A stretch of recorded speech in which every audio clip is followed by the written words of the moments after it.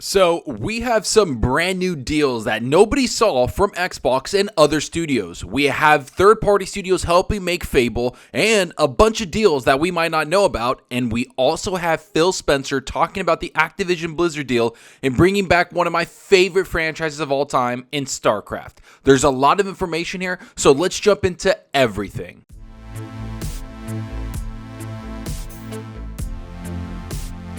Alright, so you know the drill. If you like the content, hit that subscribe button and that like button. And if you want to be notified on future videos, hit that small little bell icon. And if you want to go that extra mile to support the channel, hit that join button. All the support is greatly appreciated. Alright, so we know that Xbox has been going back and forth with legislations and talking about the Activision Blizzard deal and all of that. But so far, what people haven't been talking about is the potential studios that Xbox might be looking at to grab. You know, some of the other smaller studios, not the publishers, but studios that are out there that Xbox might be able to bring in the fold of the Xbox Game Studio umbrella. And from what I'm looking at, it looks like Embracer Group and a couple other studios that they own might be under that microscope of maybe grabbing them because of deals they have in the first place.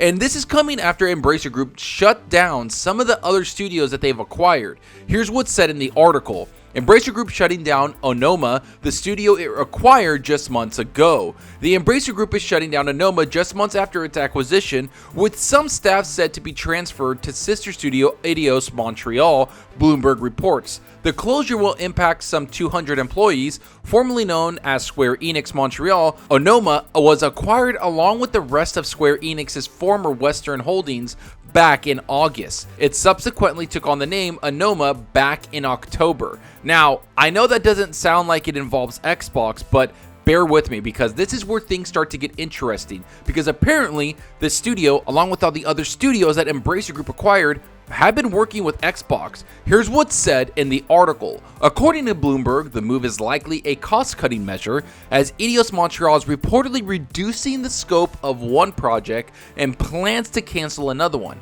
Eidos Montreal is also reportedly helping Microsoft to develop a game in the Fable franchise, though it's unclear if it's serving as a support studio for Playground Games' Fable's project. It appears to be similar to the deal that Crystal Dynamics has with the initiative to co-develop Perfect Dark. Now, that's where everything gets extremely interesting, because do you not remember a few months ago, I think at the beginning of this year, where Crystal Dynamics was announced to be working with the initiative to co-develop Perfect Dark? That was a massive news item. I mean, Microsoft even made a post about it. They made social media posts. A lot of people talked about it. The heads of Microsoft were talking about it, and the marketing heads at Microsoft were talking about it. Not to mention the people working at Crystal Dynamics were also talking about it. This was a big story that came out because it showed that the initiative was only going to be about 40 to 60 developers on hand, making the core gameplay loop of what the game is going to be, and then Crystal Dynamics, which is a massive studio, was going to help flesh it out and make it into a AAA game and give it all the manpower and man work hours that they needed for it to be a success.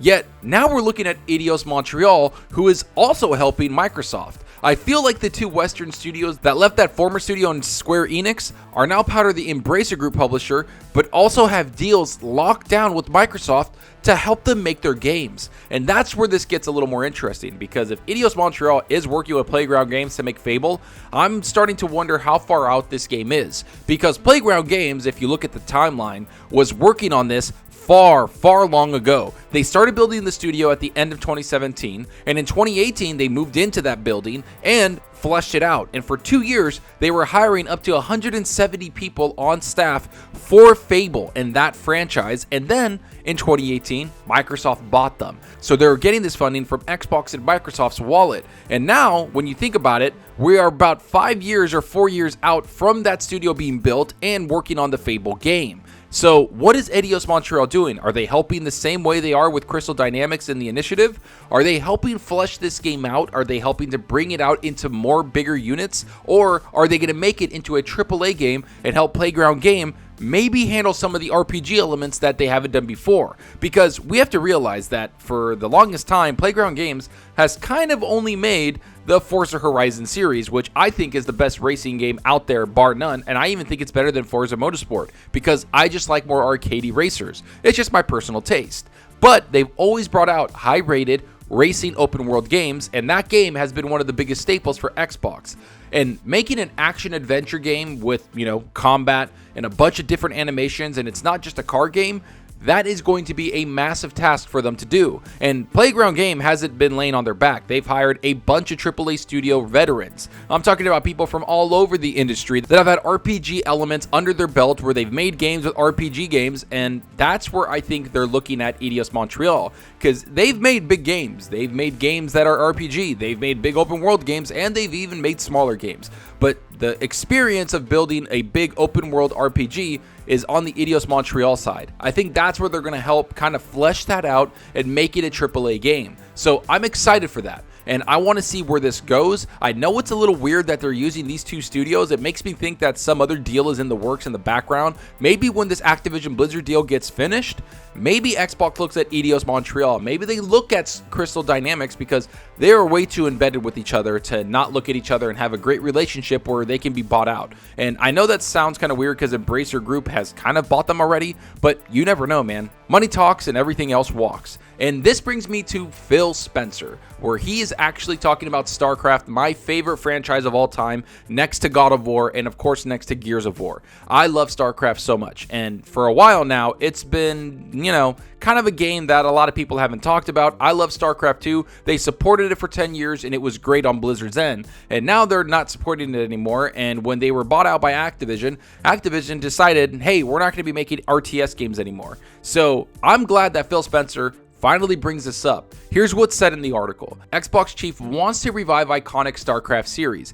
Being able to think about what could happen with those franchises is pretty exciting to me. Now, as somebody that is probably one of the biggest StarCraft fans you will ever find, I'm just happy they're talking about this. And Phil Spencer said, the first thing I would say is, I'm not allowed to make any decisions about what happens at Blizzard or Activision or King, so this is all just kind of talking and thinking about what the opportunity is. So I just want you to know that he's not saying that it's going to happen and he's making choices right now. What he's talking about is that he sees StarCraft and these RTS games as a good way to get more people on the PC side of gaming to come to Game Pass. Because if you do create StarCraft 3, or you make a StarCraft kind of offshoot game, yeah, it's going to attract people because it's a massive franchise. That franchise has been stable for over 20 years. The first game came out in 1997, 1998 on the PC, and people loved it. And if you remember, it also came to the console on the N64. That is the first time I ever played an RTS, and the first time I ever played StarCraft was on the N64. It really pushed me to go play on the PC because I really enjoyed the graphic fidelity on there, and it just felt better with mouse and keyboard. But overall, it is a big game that has kind of bridged the gap between console and PC for a long time. StarCraft was one of the first to do it, and I love that game. I can't wait till I see it. I can't wait until Phil Spencer actually makes a decision, because a lot of the developers that worked on StarCraft have left Blizzard and have made a new studio called Frost Giant, where you saw that at the Game Awards, or I think it was the Summer Game Fest with Jeff Keighley, where they announced their new RTS game. And I'm going to play that game because it's all StarCraft veteran developers making it. And maybe Phil Spencer is going to have to go to that studio, actually talk to the people there, and bring them back to work on StarCraft, because this franchise is amazing. And it's not the only one that I want to see get an RTS. I love StarCraft. I want to see it there, but I also want to see Warcraft. I know they haven't made a Warcraft game in over 20 years, and I'm not talking about World of Warcraft. I'm talking about Warcraft 3 and Warcraft Frozen Throne. Those two games, or the expansion of the game, are amazing. And so I want to see that game get proper justice in an RTS form with a new campaign, everything, the works. And trust me, you're going to love it if it comes out, especially with this day and age's graphics and fidelity and gameplay loop. So I want to see that, and I hope Phil Spencer and Xbox have the Activision Blizzard deal locked down by next year, and they start talking about these RTS games, because that's what's drastically missing from the Blizzard library right now. They make amazing games, but right now, there's no RTS out there that I really want to jump into, because I've played them all, and they need to start bringing out some new ones. But let me know what you think about this. Are you excited to see Eidos Montreal working with Playground Games on the next Fable? And does it remind you of that Square Enix deal, or that Crystal Dynamics deal that Xbox has with the Initiative? Why are they going to these two studios to work on their games and kind of outsourcing their studios to make their big AAA games, especially some of their biggest franchises that they're working on, like Fable and Perfect Dark. Do you think this is a telltale sign of Xbox maybe working on them to get them to come over to the Xbox Game Studio so they can buy them? Let me know down below. And I hope you enjoyed the video, and if you did, please hit that subscribe button and that like button. The support helps out the channel more than you know. And give me a follow on Twitter at Zalker87. I'm always on there talking games and sharing my latest videos. Plus, I love interacting with everyone there, so get on Twitter and let's talk about gaming. Also, follow me on Xbox Live. My gamertag is Zalker87, just like my channel name. See what games I'm playing, and let's compete in achievements for the month. So right now, I've been playing a bunch of Gotham Knights. I just finished it. I put about 38 to 40 hours in that game, and I do have to say, it's amazing. I did play it on my 3090 on my PC because I wanted to get a stable 60 frames, and to be quite honest, the open world, I was getting about 70 to 80 frames, and then in the story missions, I was getting like 120 to 130 locked frames per second, and it was beautiful. The game was a lot of fun. The combat was awesome. Red Hood and Robin were my two favorites, and trust me, the story is awesome. I really enjoyed how great it was put together, how they used the lore, the characters, the voice actors. It was just a really well done game, so I really enjoyed it. And now I'm just waiting for God of War Ragnarok.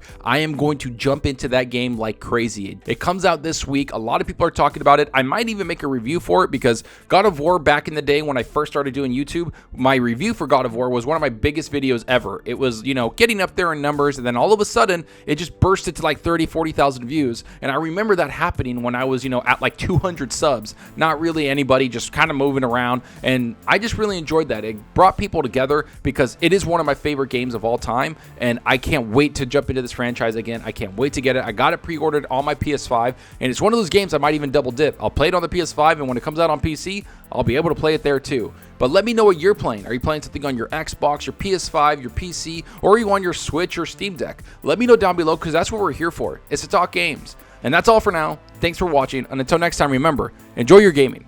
Later.